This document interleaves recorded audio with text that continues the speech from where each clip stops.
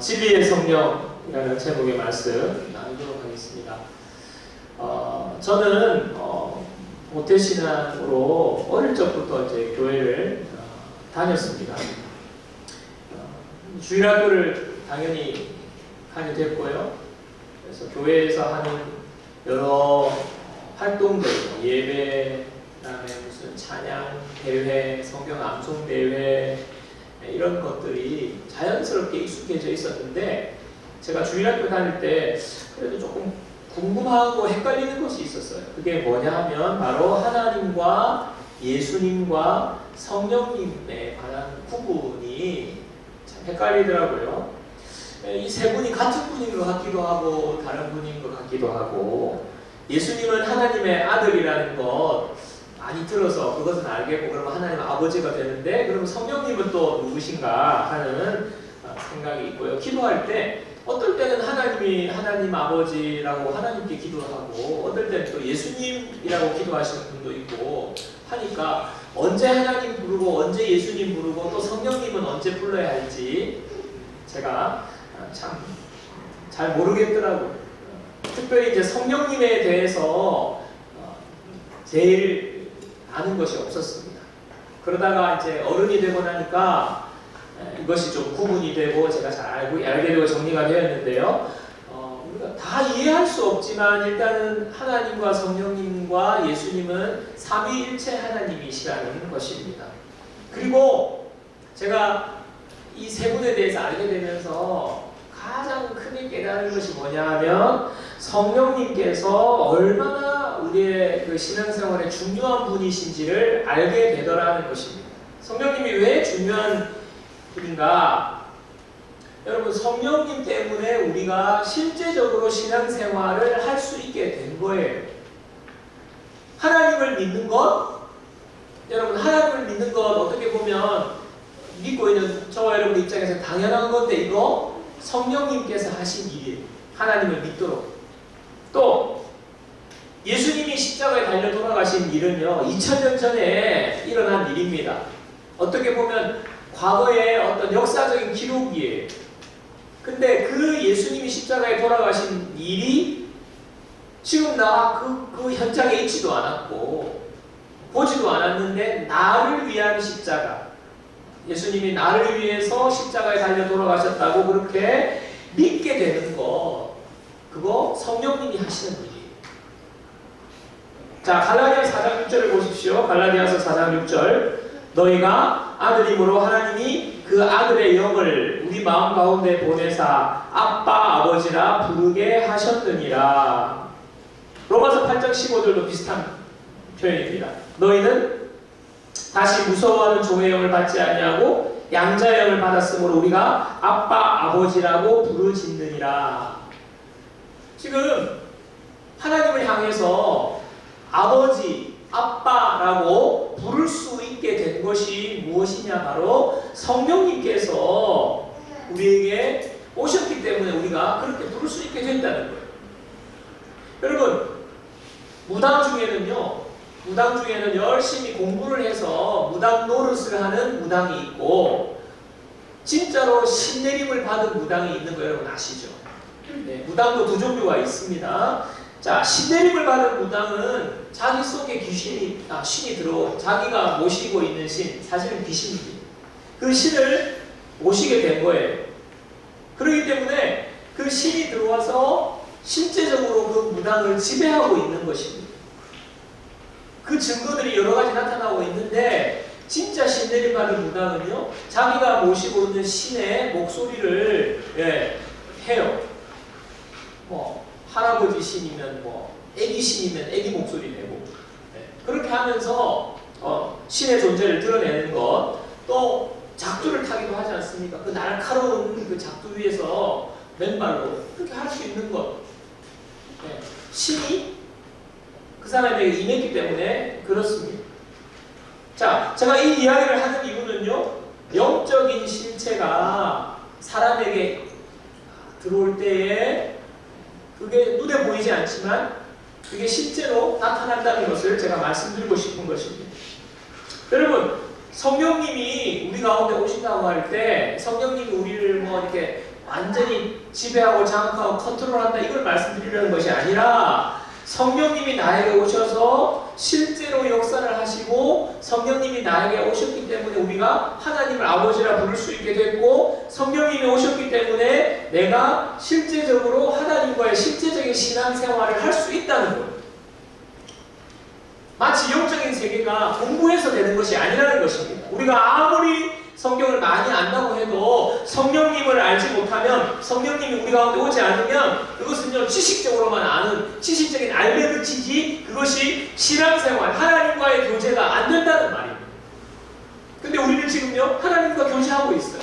하나님을 아버지라 부르고 있고 예수 그리스도를 주라고 고백하고 있고 예수님이 내 죄를 사해 주셨다고 고백하는 것 이것은 지식으로 되는 것이 아니라 성령님께서 우리 가운데 역사하셨기 때문에 우리가 그런 믿음의 고백과 믿음의 신앙생활을 할 수 있는 것입니다. 그래서 성령님이 너무나 중요한 거예요. 오늘 예수님께서 이 성령님에 대해서 제자들에게 가르쳐주고 계신 거예요. 지금 이 시간은 예수님께서 이제 십자가에 죽으실 날이 다가오고 임박해 있는 시점입니다.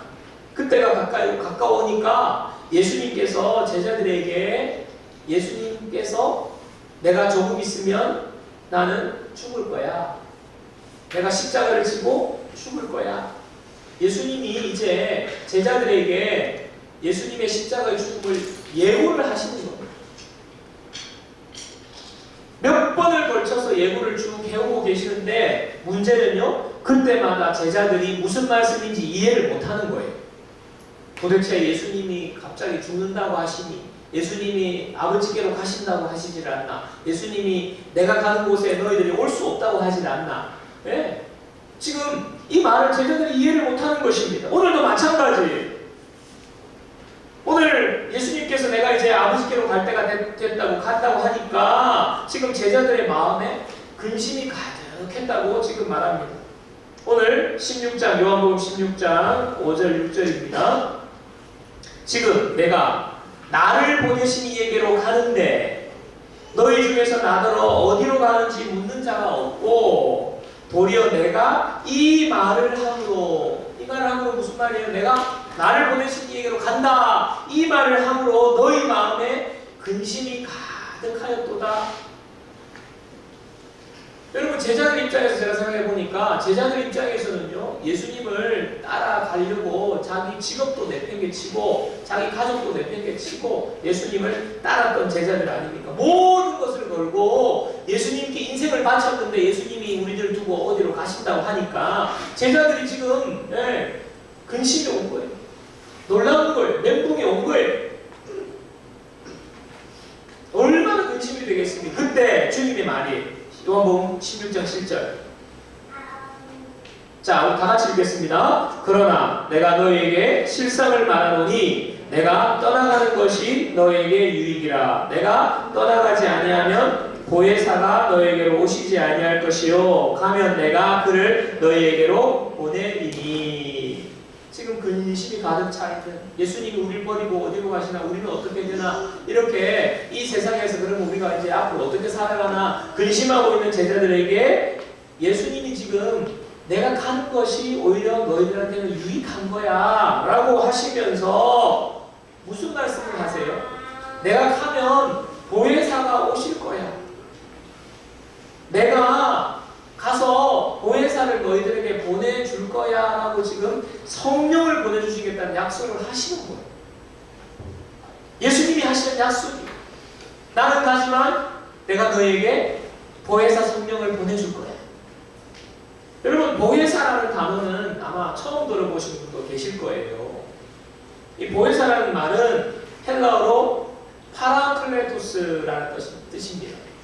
파라라는 전치사와 클레토스라는 두 단어가 붙어서 보혜사, 파라클레토스라고 하는데 파라는 무슨 말이냐면 주위에 라는 뜻이에요. 이 지금 주위에. 근데 클레토스는 무엇입니까? 칼레오라는 어근인데요. 부르심을 받다, 부르다라는 뜻입니다. 그래서 파라클레토스는 내 주위에 부르심을 받고 와 계신 내 옆에 와 있는 분 나를 도와주시려고 부르심을 받고 내 옆에 와 계신 분, 이런 뜻이 바로 보혜사라는 뜻이에요. 파라클레토스. 그래서 다른 말씀에 보면요, 이 보혜사라는 이 성령의 뜻을 돕는 분, 헬퍼 이렇게 번역도 했고요. 그 다음에 변호인, 로여라고 번역도 했고요. 또 상담자, 카운셀러라고 번역한 말씀들이 있는데, 이 모든 뜻이 보혜사라는 뜻이에요. 내 주위에 와서 나를 돕는 분, 나를 변호해 주시는 분, 나의 상담이 되어 주시는 분, 바로 뜻입니다. 이 보혜사를 지금 예수님께서 제자들에게 보내주시겠다는 거예요. 자, 그러면서 그럼 보혜사는 어떤 분인지 사역에 대해서 설명을 하십니다. 자, 오늘 요한복음 11장 8절에서 11절 한번 보세요. 그가 와서 죄에 대하여, 의에 대하여, 심판에 대하여 세상을 책망하시리라. 죄에 대하여 함은 그들이 나를 믿지 아니하며, 의에 대하여 함은 내가 아버지께로 가니 너희가 다시 나를 보지 못하며, 심판에 대하여 함은 이 세상 임금이 심판을 받았습니다. 자, 성령님이 오셔서 뭐 하냐면 죄에 대하여, 의에 대하여, 심판에 대하여 세상을 책망하신다 라는 거예요. 여러분, 죄가 뭐냐? 죄에 대해서 성령님은 예수님 믿지 않는 것이 바로 죄야 말씀하십니다. 의가 무엇이냐? 예수님께서 아버지께로 가시는 것. 무슨 말입니까? 예수님이 십자가를 지시고 죽으시고 사흘 만에 부활하시고 승천하셔서 하나님 곁으로, 아버지 곁으로 가시는 이 모든 것, 이게 바로 의라는 겁니다. 예수님이 하신 일, 이 바로 의라는 거예요. 자, 심판이 무엇이냐? 이 세상 권세를 쥐고 있는 이 세상에 공중권세자는 사탄이 이제 멸망받았다라고 말씀하시는 것, 이것이 바로 성령님이 이 세상에 오셔서 가르쳐 주시는 거라는 겁니다. 여러분, 우리가 지금은 예수님을 믿고 있기 때문에 이 죄가 무엇인지, 의가 무엇인지, 심판이 무엇인지 잘 알고 있지만, 여러분, 세상은 알 수 없어요. 세상은 깨닫지 못하고 있습니다. 여러분, 세상에 물어보세요. 세상의 죄가 뭐냐? 아, 그것은 도둑질하는 거지, 사람 죽이는 거지, 그것은 사기치는 거지, 살인하는 거지, 나쁜 짓 하는 거지, 윤리도덕적으로 잘못한 것만 죄라고 말해요. 그런데 성령님이 오셔서 죄에 대해서 세상을 책망하신다. 무슨 말입니까? 책망하다라는 말은 깨닫게 하다라는 뜻이고요, 정죄하다라는 뜻이고, 고발한다라는 뜻입니다. 성령님이 오셔서 윤리도덕적으로 죄가 있는 것, 그것도 죄지만 그것보다 더 근본적인 죄가 있다고 성령님이 말씀해 주시는 거예요. 하나님께서 마음을 보시기 때문에 마음속으로 우리가 짓는 많은 죄들, 그것 죄라는 거예요. 얼마나 그 죄가 많냐는 거예요. 마음속으로 누구를 미워하고, 마음속으로 누구를 질투하고, 하나님의 눈에는 그 모든 것들도 죄라는 거예요. 마음속으로 짓는 죄. 그리고 가장 근본적인 죄는 하나님을 믿지 않는 것이다. 세상을 향하여서, 그렇기 때문에 너희 세상은 죄인이다, 세상은 죄된 세상이다라고 성령님이 정죄하시는 거예요. 고발하시는 거예요. 이 세상이 이렇게 죄 가운데 있다라고 성령님이 말씀하시는 것입니다. 이것 때문에 우리가 죄에 대해서, 의에 대해서, 심판에 대해서 알게 된 거예요. 성령님 때문에. 자, 또 성령님이 하시는 중요한 사역을 하나 더 알려주시는데요. 요한복음 16장 13절을 보겠습니다. 요한복음 16장 13절 우리 다 같이 읽어요. 그러나 진리의 성령이 오시면 그가 너희를 모든 진리 가운데로 인도하시리니 그가 스스로 말하지 않고 오직 들은 것을 말하며 장래일을 너희에게 알리시리라. 여기 중요한 단어는 진리의 성령, 진리, 그리고 인도, 그리고 알려주신다는 단어들이 중요한 단어인데요. 성령님을 지금 예수님이 진리의 성령이 이제 오실 거야 라고 말씀해 주시는데, 여러분, 진리의 성령님은 어떤 분이라는 말씀입니까? 이 말씀을, 방금 읽은 13절 말씀을 자세히 보면요, 한마디로 말하면 성령님께서 예수님이 하신 말씀을 깨닫게 해주신다는 겁니다. 너희들이 내 말을 많이 들었는데 성령님이 오시면 그 말이 무슨 뜻인지 너에게 깨닫게 해주실 거야. 성령님은 예수님이 하신 말씀을 깨닫게 해주시는 분이에요. 또 성령님은 말씀을 깨닫게 해주신다는 거죠. 성경 말씀, 모든 진리 가운데로 인도해 주신다는 이 놀라운 사역을 바로 성령님이 오셔서 하신다는 거예요. 여러분 베드로후서 1장 20절 21절을 한번 보십시오. 베드로후서 1장 20절 21절. 먼저 알 것은 성경의 모든 예언은 사사로이 풀 것이 아니니 예언은 언제든지 사람의 뜻으로 낸 것이 아니요 오직 성령의 감동하심을 받은 사람들이 하나님께 받아 말한 것입니다. 여러분 성경이 66권인데요. 약 40여 명의 저자가 있습니다. 그런데 성경 말씀을 통해서 우리에게 하나님께서 주시는 진리가 뭐냐 하면 그 40여 명의 저자들이 성령의 감동하심을 받아서 성경을 기록했다는 거예요. 자, 성경의 원래 저자는 바로 성령님이시라는 것입니다. 복음서를 지은 제자들, 많은 말씀을, 신약의 말씀을 기록한 사도 바울, 각각의 저자가 있지만은 원 저자는 성령님이시라는 거예요. 자, 그렇기 때문에 여러분 우리가 성경을 이해하고 깨닫기 위해서 열심히 공부한다? 물론 성경에 대해서 알 수 있습니다. 그러나 성경을 우리가 깨닫는 것은요 사람이 공부해서 됩니다. 박사가 성경을 잘 깨닫는 게 아닙니다. 아무리 뭐 헬라어를 하고 히브리를 하고 석학이라고 해서 성경을 깨달을 수 있는 게 아니에요. 성령님께서 깨닫게 해주실 때, 사람의 지혜가 아닌 성령님이 깨닫게 해주셔야 성경을 깨닫게 되는 것입니다. 그렇기 때문에 성령님이 오셔서 이 진리를 깨닫게 해주신다는 것은 정말 놀라운 축복이에요.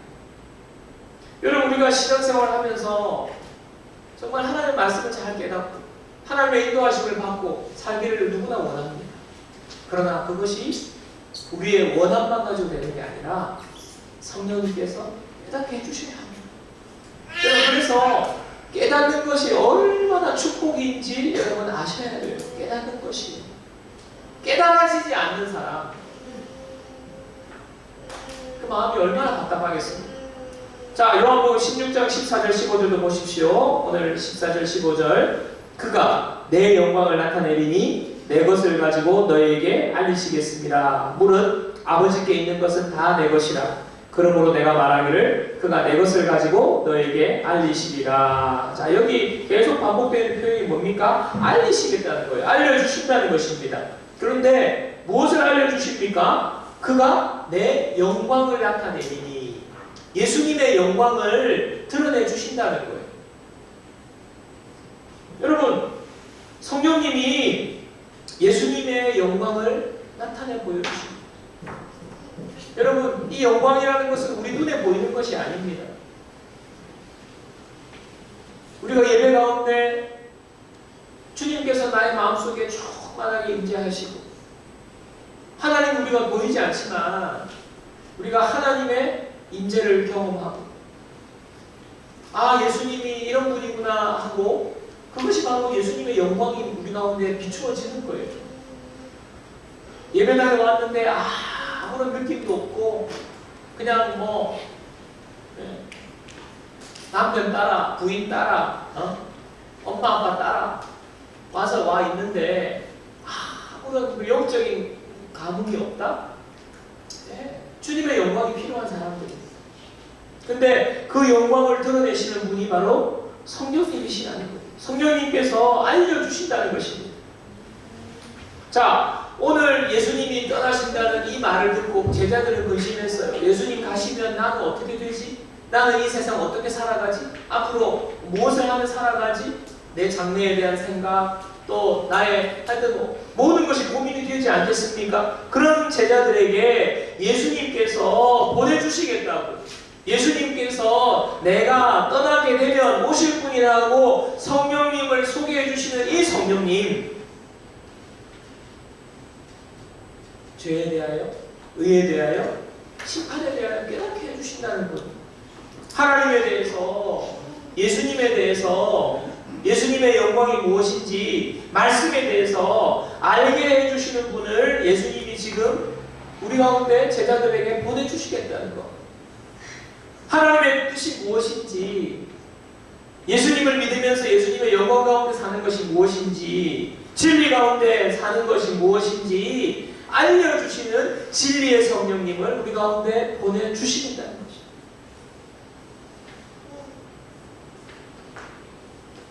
여러분, 이 모든 것들을 종합해서 예수님께서 제자들에게 보내주신다는 성령님은 한마디로 말하면 우리가 이 땅 가운데서, 이 지상에서 신앙생활을 잘 할 수 있도록, 우리가 믿음생활 잘 할 수 있도록, 하나님을 잘 믿으면서 살아갈 수 있도록, 하나님의 자녀로 살아갈 수 있도록, 진리 가운데서 의미 있는 삶을 살 수 있도록 곁에서 도와주시는 분이 바로 주님이 보내주시는 성령입니다.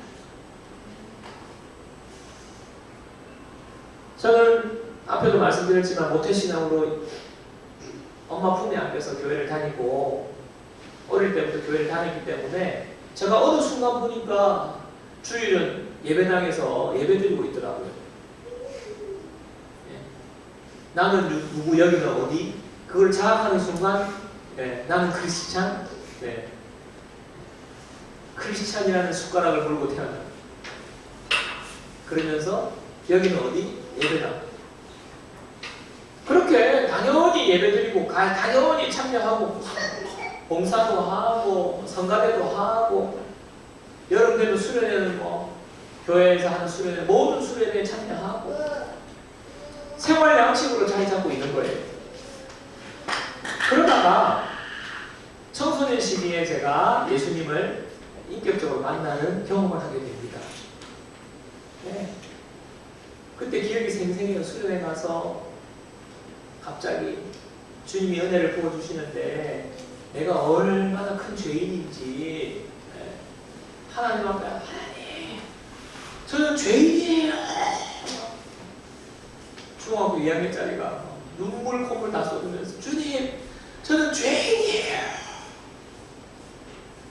중2짜리가 무슨 죄를 지었으면 얼마나 좋겠어요. 하나님 앞에 죄가 깨달아지는 죄인이에요. 그러면서 예수님이 십자가에서 나를 위해 달려 돌아가신 그 사건이 너무 강력하게 내 죄가 예수님의 십자가에서 다 씻어졌다는 생각이 들고 얼마나 그 순간에 예수님이 나를 사랑하시는지, 하나님이 나를 사랑하셔서 예수님을 보내서 죽기까지 사랑하신 그 사랑이 깨달아지는 경험을 하게 된 것입니다. 지금도 그때가 너무너무 생생해요. 생각 떠올려보면 생생하고. 자, 죄를 깨닫게 된 건 아닙니까? 그 순간이 너무 행복한 순간이었어요. 제 인생에서 가장 행복한 순간 중에 한 순간. 내 죄가 용서받았다. 나는 하나님의 자녀가 되었다. 나는 이제 멸망받지 않는다. 영원한 천국에 나는 영원한 천국에서 하나님의 자녀로 살 거다. 확신이 생깁니다. 내 죄가 다 용서받은 그 죄사함의 그 마음의 그 후련함은요, 여러분 경험해 봐야 되는 거예요.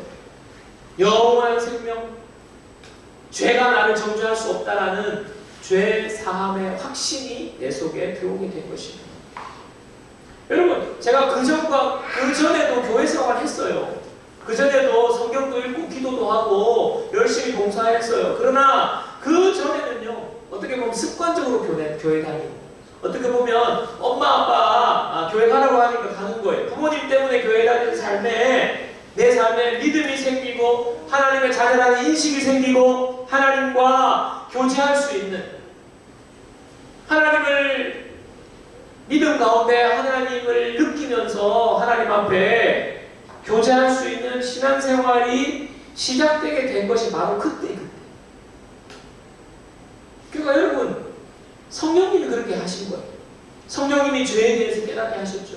성령님이 의에 대해서 깨닫게 하셨죠. 성령님이 심판에 대해서 깨닫게 하셨죠. 성령님이 진리에 대해서 깨닫게 하셨죠. 성령님이 예수님이 누구신지 누구신가에 대해서 깨닫게 하셨죠. 성령님이 어떻게 하면 하나님의 자녀다운 삶이 무엇인지 말씀을 깨닫게 해주신 것이 성령님이 하신 거예요. 그 순간.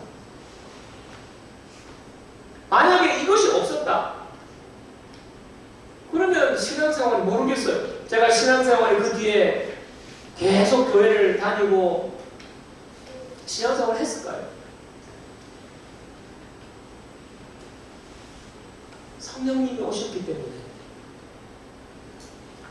내가 살아있는 하나님과의 실제적인 신앙생활을 할 수 있게 된 거예요. 여러분, 우리가 하나님을 믿는다고 할 때 여러분, 하나님을 믿는 것이 도대체 뭡니까? 여러분, 신앙생활 한다, 나 넘치는 교회 다녀, 나는 신앙생활을 하고 있어 라고 할 때 그 신앙생활을 하는 본질이 무엇입니까? 매주일마다 교회에 빠지지 않고 예배에 나오는 것입니까? 그것이 하나님을 믿는 것의 본질입니까? 열심히 봉사하면서 교회의 시간과 물질과 드리는 것이 신앙생활의 본질입니까? 아니면 신앙의 연조가 계속 쌓여가면서 교회에서 직분이 올라가는 것, 그래서 장로가 되는 것, 아니면 더 헌신하여서 목사로 헌신하는 것, 신학교 가는 것, 아니면 선교사로 헌신하는 것, 그것이 하나님을 믿는다는 것의 본질입니까? 여러분, 하나님 믿는다는 게 뭔지 한번 생각해 보시면 돼요. 반대로 우리 예수님 믿으면 구원 받는다고 했으니까 이제 나는 목사님 하나님 믿는 거는 예수님 믿고 구원 받는 거죠. 천국 가는 거죠.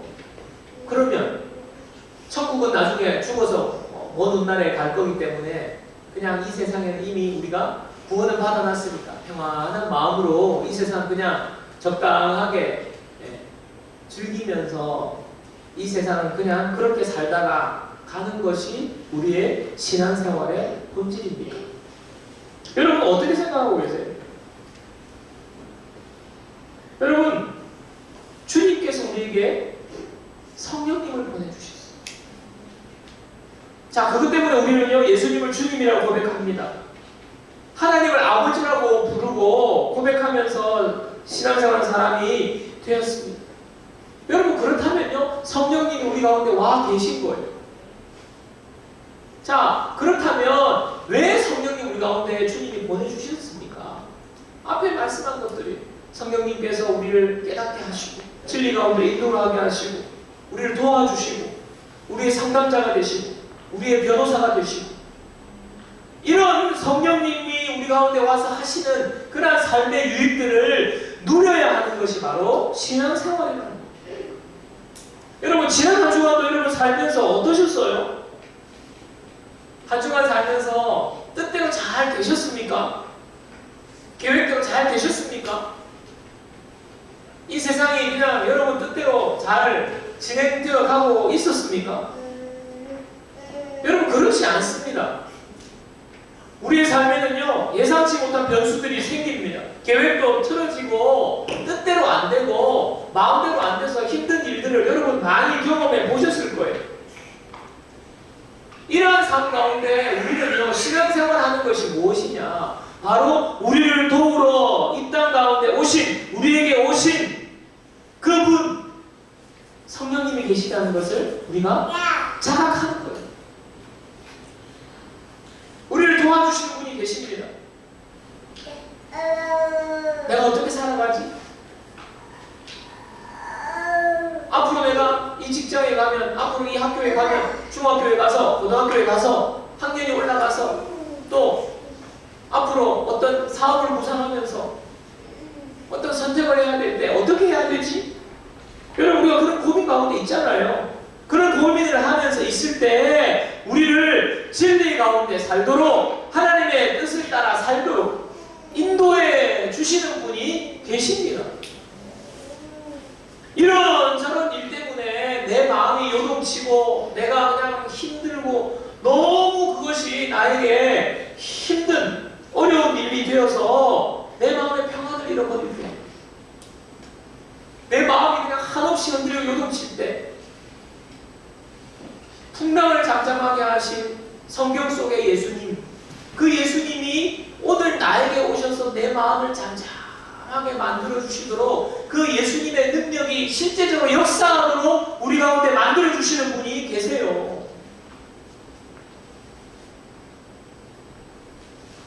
이 땅 가운데 눈에 보이는 것은 답답한 것뿐이고 앞이 깜깜한 일들도 있지만 주님의 영광을 보게 하셔서 우리가 소망 가운데 살아갈 수 있도록 우리를 주님의 영광 가운데 사모하면서 살도록 우리를 이끌어 주시는 분이 계십니다. 그분이 계세요. 그분이 누구십니까? 성령님이십니다.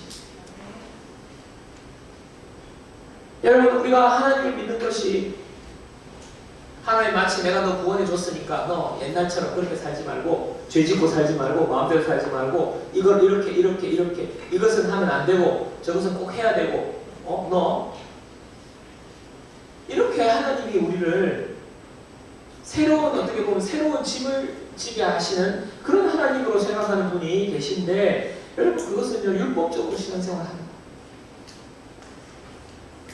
하나님이 우리에게 주시는 것은요 우리의 짐을 털어주시는 우리에게 기쁜 소식으로 살도록 하시는 것이고 영원한 삶을 살도록 하시는 것입니다. 감사하면서 찬양하면서 어떠한 어려움이 오더라도 어떠한 고난이 오더라도 소망을 가지고 이 세상을 기쁨으로 살아가도록 만들어주시는 분, 우리를 그렇게 삶을 풍성한 삶으로 생명의 삶으로 구원해 주신 그분, 그 하나님 우리에게 원하시는 것이 무엇입니까? 너희들이 알아서 해. 똑바로 안 하면 너 이제 마지막이야? 이런 거 아니에요. 주님은 성령을 보내주셔서 하나님은 성령을 보내주셔서 우리를 성령님과 함께 동행하는 삶을 살기를 원하시는 것입니다. 여러분 신앙생활은요 내 힘으로 하는 것 아닙니다. 내 의지로 하는 것 아닙니다. 내가 결단하고 마음먹고 내가 마음을 다지면서 결심으로 하는 게 아니라 성령님과 동행하는 것이 신앙생활입니다. 여러분 성령님과 동행하셔야 돼요. 성령님이 동행하시면요 내 마음에 평안이 임합니다. 놀랄 일이 생기고 정말 어떻게 하지? 걱정이 되고 염려가 된 상황에도 성령님과 동행하는 사람에는 평안이 임하는 거예요. 여러분 성령님과 동행하면요 일이 잘못돼도 계획이 잘못돼도 그 상황 속에서 이제 선택의 여지가 없어도 염려가 되지 않습니다. 왜냐하면 성령님이 우리를 인도해 주시는 분이시니까. 진리 가운데를 인도해 주시는 분이시니까. 이 성령님과 동행하는 사람 제대로 신앙생활을 할 수 있는 거예요. 사랑하는 여러분, 저와 여러분 모두가 신앙생활은 성령님과 동행하는 것, 이 사실을 기억하고 잊지 않는 저와 여러분 되기를 주님 이름으로 축원합니다. 우리가 성령님 이런 분이시구나 목사님 저 다 알아요. 성령님 진리의 성령님 다 알아요. 머리로 아는 것에 그치는 것 아닙니다. 성령님이 우리 가운데 와 계시고 성령님이 역사하시면 내 마음에 일들이 일어나게 되어 있어요.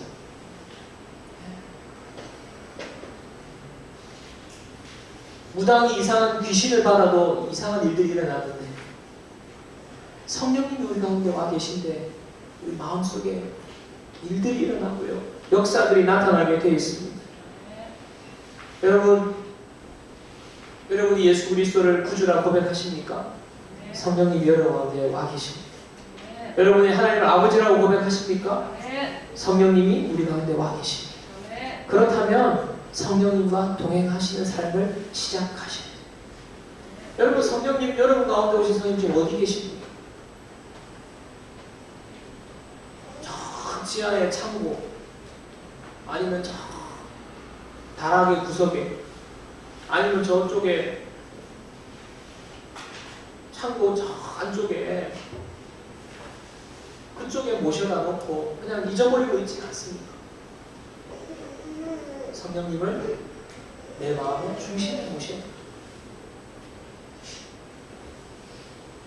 여러분 말씀 정리하겠습니다. 성령님 없이 신앙생활 할 수 없습니다. 성령님 없이 신앙생활 하는 것 온전한 신앙생활 될 수 없습니다. 이 시간 이후부터 성령님을 우리 마음 중심에 모시는 저와 여러분 되기를 간절히 소망합니다. 여러분 성령님과 함께 동행하기로 결단하는 거예요. 그리고 성령님과 교제하시는 거예요. 또 더 하나님을 알게 되는 축복을 누리시는 거예요. 제자들을 남겨두고 주님은 하늘로 올라가셔서 아버지께로 가셨지만 성령님만 제자들의 사역은 정말 놀라운 일이 일어났습니다. 예수님이 십자가에 달릴 때 무서워서 도망가는 제자들이었는데요. 그 제자들이 성령님을 받고 난 다음에 성령님과 동행하면서 그들이 정말 예수님을 위하여서 목숨을 거는 이 세상에 두려울 것이 없는 복음을 위해 살고 하나님을 위해 살고 놀라운 하나님의 능력이 그들의 삶 가운데 나타나고 세상을 변화시키고 그러다가 하나님을 위해서 정말 두려움 없이 순교할 수 있는 자리까지 제자들이 간 것. 성령님이 그들 가운데 역사하시기 때문일 줄 믿습니다.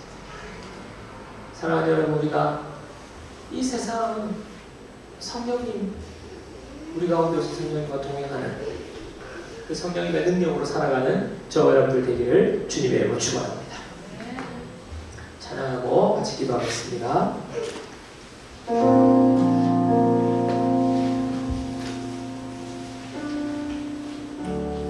허무한 시절 지날 때 기쁜 한숨 내쉴 때